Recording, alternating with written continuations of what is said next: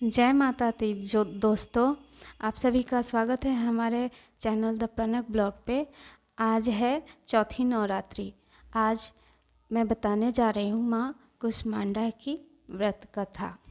तो पहले जानते हैं कि कौन है माँ कुष्मांडा।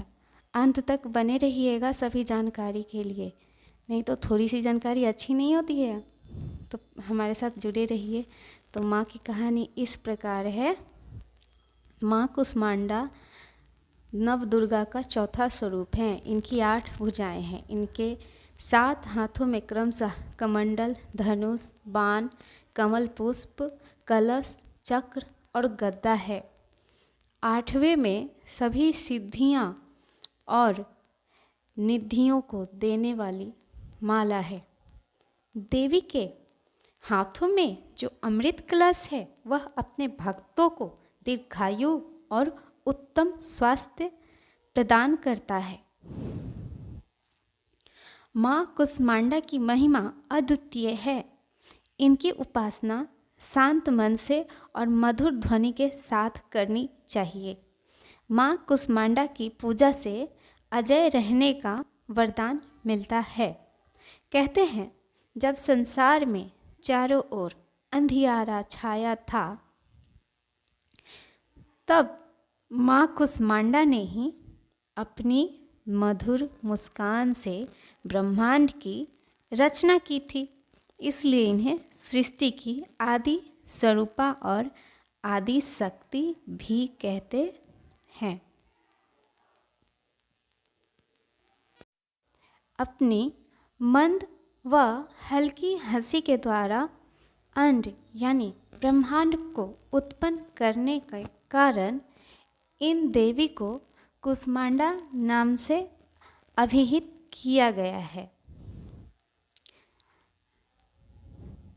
इस देवी ने अपने इसत हास्य से ब्रह्मांड की रचना की थी। इसलिए इन्हें सृष्टि की आदि स्वरूपा या आदि शक्ति कहा गया है।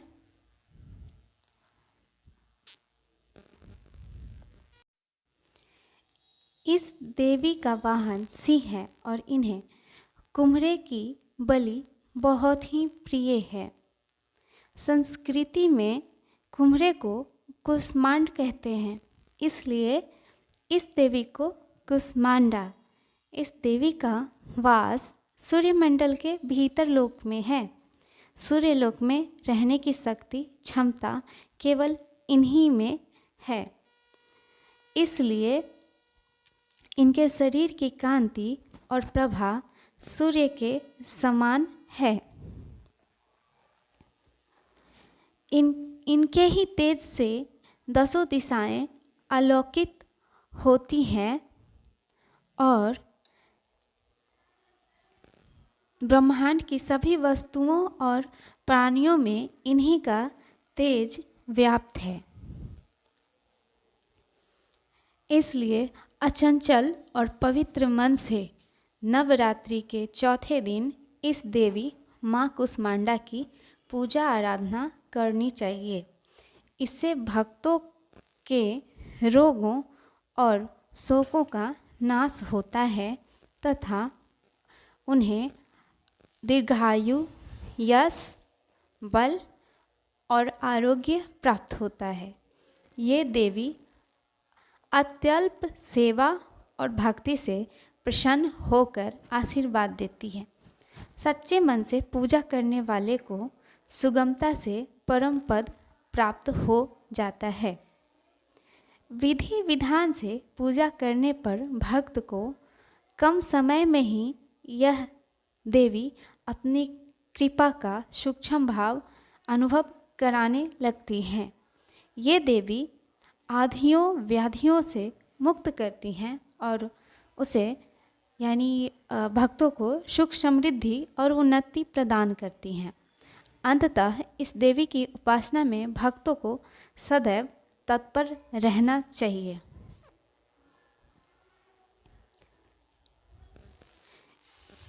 इस दिन माँ कुष्मांडा को कौन सी पुष्प चढ़ानी चाहिए?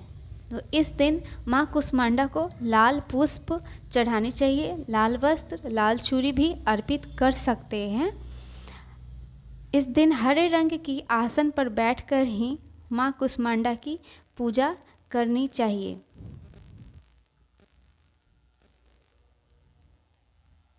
माँ कुष्मांडा के पूजन के दौरान माँ को हरी इलायची, सौंफ या कुम्हरा अर्पित करना चाहिए।